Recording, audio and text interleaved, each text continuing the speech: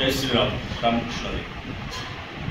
आत्ताची एक हिंदुत्ववाद्यांसाठी आनंदाची बातमी आहे की अजय साळुंखे पाटील नावाचा एक धडाडीचा हिंदुत्ववादी कार्यकर्ता जो संभाजीनगर वैजापूरचा आहे. वैजापूर तालुक्यामध्ये अनेक गायींच्या कत्तलीपासून होणाऱ्या जे काही गायींच्या कत्तली होतात त्या कत्तली थांबवण्यासाठी रात्री बेरात्री रस्त्यावर झुंजणारा कार्यकर्ता आहे. गोरगरीब शेतकऱ्यांच्या कष्टकऱ्यांसाठी अर्ध्यामध्ये धावून जाणारा कार्यकर्ता आहे. आणि अशा कार्यकर्त्याला हिंदुत्ववादीच असणाऱ्या या नपुंसक सरकारने त्यांना तडीपारीचे आदेश काढलेले.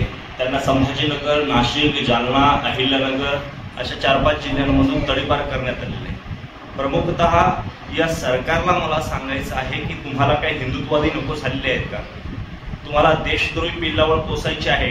काल त्या मालेगाव मधला तो हरामखोर साजिद पठाण, तो काय खान, तो बोलतोय उघडपणे की मी या देशासाठी, मुसलमानांसाठी मी कसा व्हायला तयार आहे. पण एकनाथ शिंदे आणि देवेंद्र फडणवीस हे हिंदुत्ववादीच कार्यकर्त्यांना, ज्यांच्यासाठी या हिंदुत्ववादी कार्यकर्त्यांनी लाठ्याकाठ्या खाल्ल्या, त्याच नेत्यांनी असं जर आमच्या हिंदुत्ववाद्यांसोबत वागायला सुरुवात केली तर नक्कीच तुम्ही उद्याच्या काळात पंतप्रधान लेवलला पण जाणार आहात.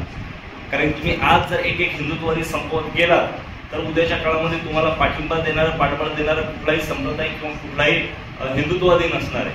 हिंदू तुमच्या पाठीमागं कधीच राहणार नाही. तुम्ही जर का गोरगरीब कष्टकरू लोकांना, अशा सज्जन हिंदुत्ववाद्यांना जर त्रास देत असाल, तडीपारीच्या ऑर्डर काढत असाल, तर तुम्हाला आज निश्चितपणे सांगतो, ह्यानंतर कुठलीही हिंदुत्ववादी संघटना, कुठलाही वारकरी संप्रदायाचा साधू, महापुरुष, महात्मा, महाराज आदी मंडळी तुमच्या सोबत राहणार नाही. त्यामुळे माननीय एकनाथ शिंदे साहेबांना, देवेंद्र फडणवीस साहेबांना नम्र विनंती करतो की या अजय साळुंखे पाटलांवर जे काही तुम्ही तडीपारीचे आदेश तिथल्या पोलीस प्रशासनाने लावलेले आहेत हे एकदम निंदनीय आहेत, निषेधार्थ आहेत आणि हे आदेश तुम्ही तात्काळ मागे घ्यावेत. कारण की सज्जन हिंदुत्ववाद्यांना त्रास देऊन तुमचं यामध्ये भलं होणार नाहीये. त्यामुळे ह्या व्हिडिओची दक्षता घ्यावी आणि त्या सज्जन कार्यकर्त्याला, हिंदुत्ववाद्याला, त्या मुलाला तुम्ही तात्काळ त्याच्यावरती हे आदेश पारित करावेत, आदेश खारिज करावेत, ही एक नम्र विनंती करतो. आणि एक सांगतोय की हिंदुत्ववाद्यांना त्रास देणं आता कमी करा. कारण की अनेक हिंदुत्ववादी तुम्ही तोडलेले, संपवलेले.